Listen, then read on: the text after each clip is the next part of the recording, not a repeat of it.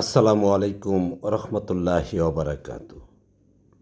মানুষ, বিশেষ করে নারী পুরুষ, একে অন্যের দিয়ে যেমন শান্তিময়, স্বর্গময়, উৎফুল্ল, আনন্দিত এবং সতেজ হয়, আবার একে অন্যের কাছে নিমজ্জিত হয়, ক্ষতিগ্রস্ত হয়, নিরানন্দ হয়, এমনকি জীবনের সর্বোচ্চ হতাশাগ্রস্ত গিয়ে পৌঁছে।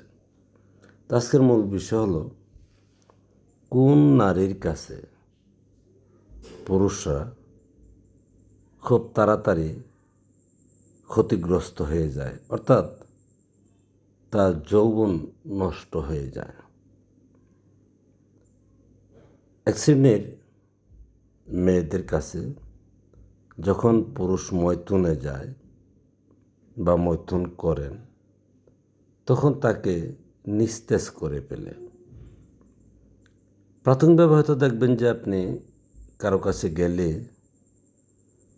আপনার সবসময় যে চৈতন্যবোধ থাকে বা চৈতন্যতা খুব সহজে চলে আসে, তার কাছে গেলে চৈতন্যতা থাকলেও দেখবেন আপনার চৈতন্যতা হারিয়ে ফেলছেন। বাহ্যিকভাবে এখানে ধরতে হবে যে ওই নারীটা আপনার জন্য রহমতপ্রাপ্ত নয়, বরং গজব। আবার যখন সরাসরি মৈথুনে যাবেন, তো মৈথুনে গেলে দেখবেন যে সেখানেও আপনাকে নিস্তেজ করে ফেলতেছেন, অনায়াসে নিস্তেজ হয়ে যাচ্ছেন, কিংবা সেখান থেকে আপনাকে চৈতন্যতা দিচ্ছেন না, বরং বাহিরে বের করে দিচ্ছেন মনে হচ্ছে।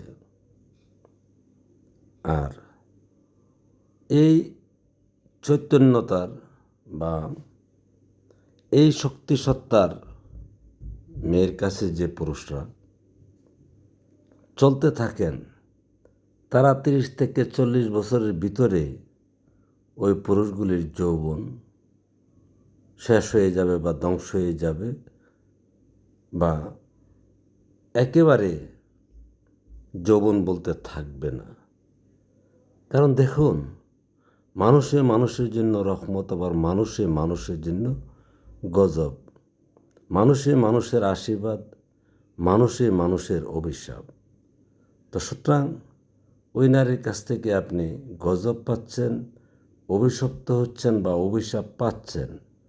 এই অবস্থায় আপনারা যদি দাঁড়িয়ে থাকেন বা ওই স্ত্রীকে বা মেয়েকে নিয়ে জীবন চলতে থাকেন, তাহলে অল্প বয়সে আপনি যৌবন হারা হয়ে যাবেন বা হচ্ছেন।